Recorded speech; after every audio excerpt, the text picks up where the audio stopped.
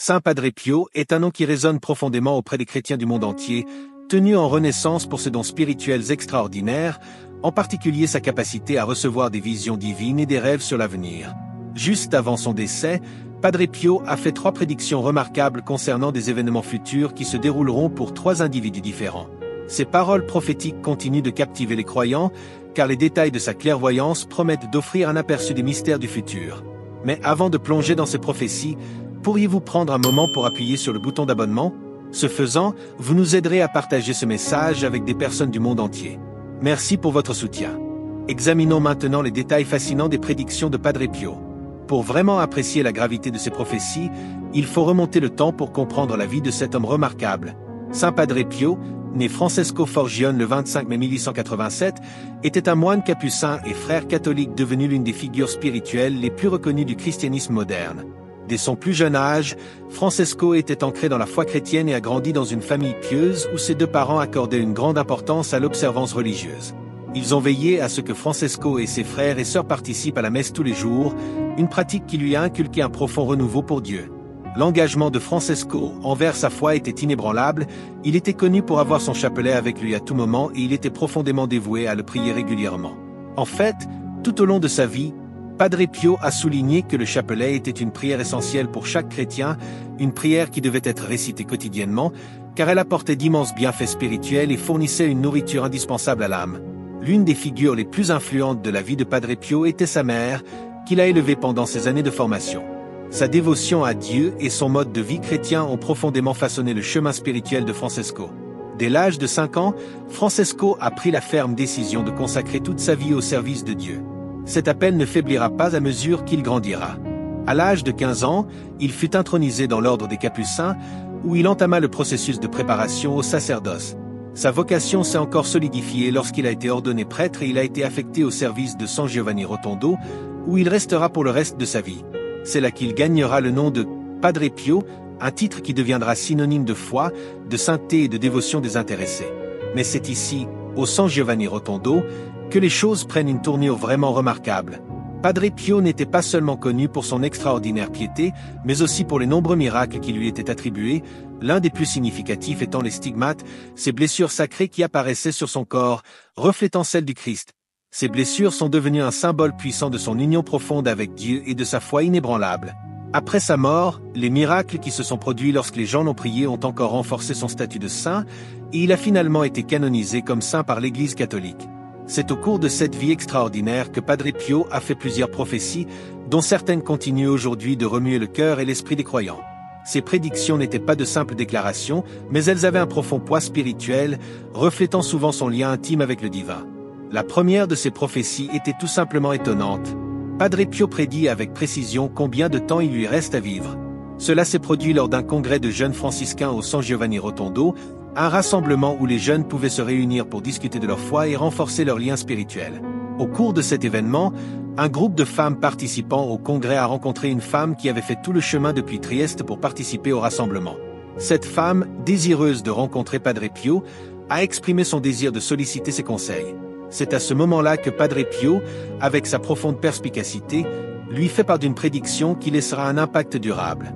Alors qu'elle approfondissait son apprentissage de la vie et des pouvoirs extraordinaires de Padre Pio, elle partageait avec d'autres les nombreuses histoires remarquables qu'elle avait entendues à son sujet. Les récits de ses incroyables dons spirituels et de la joie qu'il transmettait à tous ceux qui le découvraient la fascinaient. Elle a expliqué comment l'influence de Padre Pio semblait transcender l'ordinaire, touchant la vie de tous ceux qui l'entouraient. Inspirée par ces histoires, elle a finalement été amenée à rencontrer les organisateurs du rassemblement de jeunes. Lorsqu'elle a rencontré le groupe, elle a avoué avec le cœur lourd qu'elle participait rarement au sacrement de confession. C'était parce qu'elle se sentait profondément mal à l'aise à l'idée que d'autres puissent entendre ses aveux. Pour elle, l'acte de confesser ses péchés était profondément personnel et sacré. La confession, comme elle le croyait, devrait être une affaire privée, confidentielle entre l'individu, le prêtre et Dieu seul. Le rôle du prêtre dans ce rituel sacré était celui de persona Christi, représentant le Christ sur terre. En ce moment sacré, le prêtre se tient à la place du Christ, entendant les confessions et accordant l'absolution en son nom. La confidentialité de ce processus est garantie par le sceau du confessionnel, dépôt sacré qui engage le prêtre au secret. Le prêtre est tenu par l'obligation divine de ne jamais révéler ce qui a été confessé, sous peine d'affronter non seulement le jugement divin mais aussi la colère de l'Église elle-même. Une fois la réunion des jeunes terminée, la femme et les autres participants sont retournés dans leurs villes natales respectives. La vie semblait reprendre son cours normal pour eux, jusqu'à ce que quelques jours plus tard, une lettre arrive au siège de la jeunesse franciscaine à San Giovanni Rotondo. La lettre demandait de toute urgence des prières pour une femme qui souffrait d'une grave maladie qui menaçait sa vie. L'écrivain a expliqué que sa tante était gravement malade et qu'en désespoir de cause, elle avait recherché l'intervention divine par le pouvoir de la prière. Peu de temps après, un autre membre du groupe de jeunes franciscains a contacté Padre Pio avec la lettre, lui demandant conseil.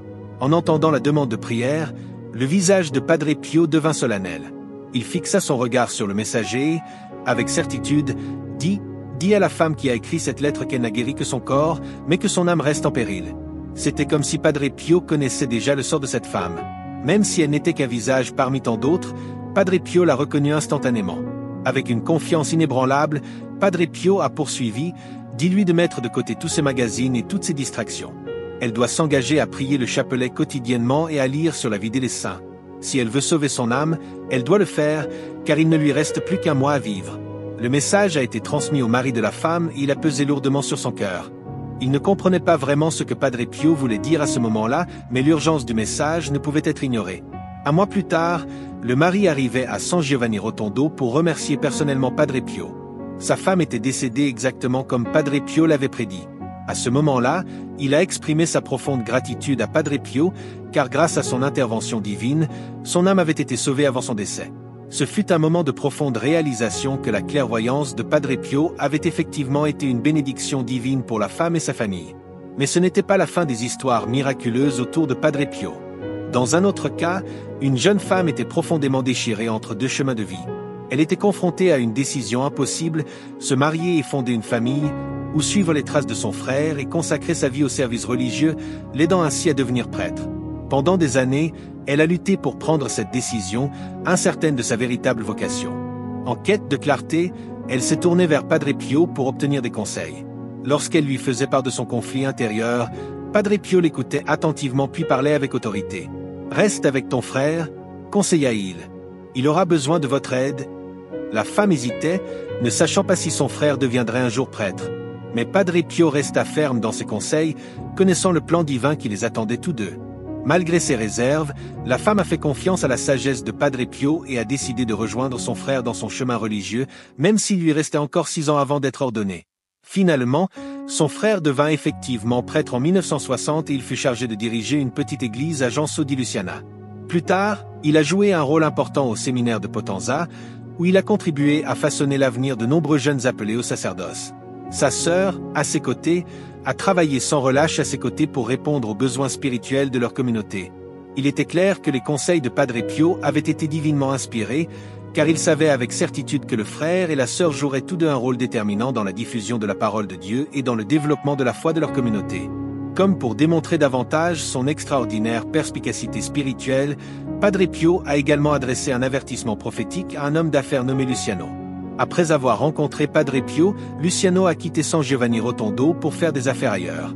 Une fois son travail terminé, il retourna auprès de Padre Pio pour demander sa bénédiction avant de partir. Mais lorsque Luciano s'est approché de Padre Pio pour lui demander sa bénédiction d'adieu, il a constaté un changement inattendu dans le comportement de Padre Pio.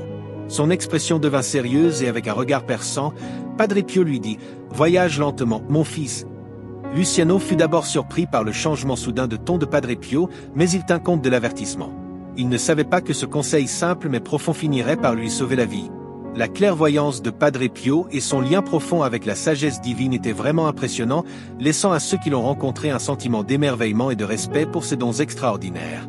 L'homme fut momentanément abasourdi par les paroles de Padre Pio, mais se reprit rapidement et, avec une pointe de légèreté, regarda le saint et plaisanta « Eh bien, Père, je ne suis presque jamais pressé. » Cependant, l'expression de Padre Pio resta inchangée. Son regard ne quitta jamais l'homme et, avec une intensité calme mais inflexible, il répéta le même avertissement qu'il venait de donner « Voyagez lentement et avec beaucoup de précaution, mon fils. » Une vague de malaise s'empara de l'homme. En tant que fils spirituel de Padre Pio, il était parvenu à comprendre le poids et la signification de chaque mot prononcé par le saint. La gravité de l'avertissement de Padre Pio commença à le ronger, et l'homme ne put s'empêcher de ressentir un profond pressentiment. Malgré sa nervosité, il se met en route. Avant de quitter San Giovanni, il a pris un moment pour prier, demandant protection à Dieu alors qu'il reprenait le chemin du retour.